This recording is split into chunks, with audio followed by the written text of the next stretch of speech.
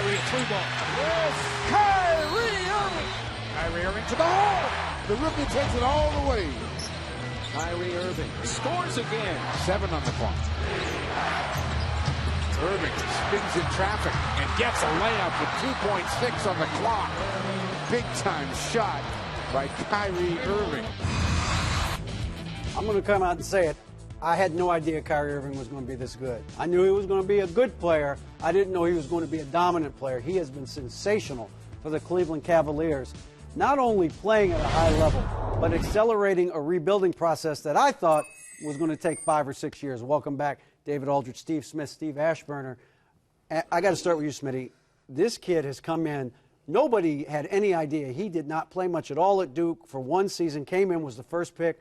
Really an open book. He's filled in all the answers. You know, D.A., I heard the rumors in high school how good he was. Didn't get a chance to see him in Duke because of only 11 games. But now you get a chance to see him play. Let's take he's 19 years old. The eyeball test, you say, he does not look like a rookie. You start to look at stats. He plays like a savvy veteran. You start talking about shooting 47% from the field, 40 from the line, from the three-point line, and 80 from the free throw line. Those numbers are astonishing, and he's not playing with another all-star. Yeah. And we're talking about the Cavs might make the playoffs. He's been unreal for me. Yeah, another guy that had a lot of hype on him in Minnesota, Ricky Rubio, coming over from Spain.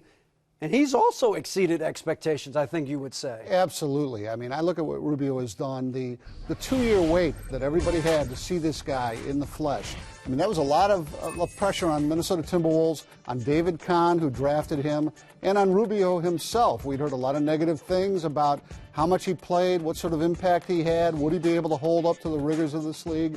I think that he has exceeded most people's expectations. He hasn't been overwhelmed defensively, as I thought he would be, and he's already considered one of the best passers, never mind rookies, one of the best passers among players in the NBA. Now, guys, in any given year, Rubio and Irving would be the story when it comes to first-year point guards and their impact. But the winner and still champion, there it's not even close. Jeremy Lin in New York City. Howard Beck from the New York Times, Ken Berger from CBSSports.com. You guys are in New York. You see this guy play every night. Howard, I want to start with you. Mike D'Antoni said this a couple of weeks ago.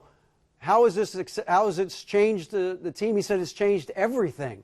What has Jeremy Lin done that's really stabilized the franchise that looked like it was careening out of control?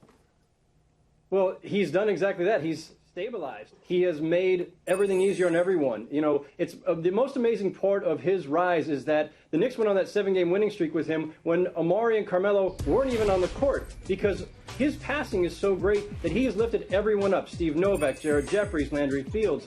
So what you now have is a bunch of guys who are more valuable than what they were just a month ago. And on top of that, Carmelo Anthony and Amari Stoudemire come back, and their shots should only get easier because Jeremy Lin is creating so much out there for everyone. He's lifted everyone up. And on top of that, look, he's energized the building. He's energized the city. He's done what this franchise had failed to do for 10 years while it contorted itself trying to get this star or that star, trading half the team for Carmelo Anthony, stripping down the payroll to try to go after LeBron. You know, they got Amari, they got Carmelo. They both excited the city. But no one has been able to do for this place what an undrafted kid out of Harvard has done over the last month. Kenny, you wrote a great story on CBSSports.com, not just about the impact on the team, the city, but globally. I mean, how hot is Jeremy Lin around the world right now, and how big is his story throughout the world? Well, you're right, D.A. It's a global phenomenon. It's not a New York or a Knicks phenomenon or even an NBA phenomenon. He strikes a chord on so many levels, the underdog aspect, the Harvard aspect, the Asian American aspect. It really is a tremendous story. And, oh, by the way, he's a perfect fit for Mike D'Antoni. He loves to run the pick and roll. He's good at it, not just running the pick and roll and getting the ball down low to the roll man, but all the different options out of that play. Mike D'Antoni is in heaven. It looked like his job was in jeopardy. The Knicks season was in jeopardy, and this kid has just, lifted it all up. I'll be interested to see once things kind of get back to normal for him, and he's not expected on the court to put up 28 and 15 every night, I think he'll play even better because he'll be able to relax and not have all that pressure on his shoulders. It's amazing, until Jeremy Lin came in, until the season started, the biggest story was out in L.A. with another point guard. Both teams in L.A. thought they had him for a second. It wound up being the Clippers and Chris Paul. What has Chris Paul's impact been, not just for Blake Griffin, but for that entire franchise? We're talking about the Los Angeles Clippers, DA. They're in the playoffs. They're third in the Western Conference right now. And you're talking about Blake Griffin, one of the best finishers, and now you have, to me, the best leader in the NBA when you start talking about Chris Paul. There's some debate on who's the best point guard, but I think when you start talking about talent, also leadership on and off the court, Chris Paul is right there, and guess what? He understands roles, and he can finish in the fourth quarter. Another new player that's come in has not been able to play as much as some of these other guys in Chicago. You see him a lot, Ash. Rip Hamilton with the Bulls. Is he still thought of as a guy that can help them get past Miami and make the finals this year? That's a great question. He remains more question than answer right now. He hasn't played that much. 11 games before the break. 2 games since that he played, his first 2 back, he played very limited minutes, limited production.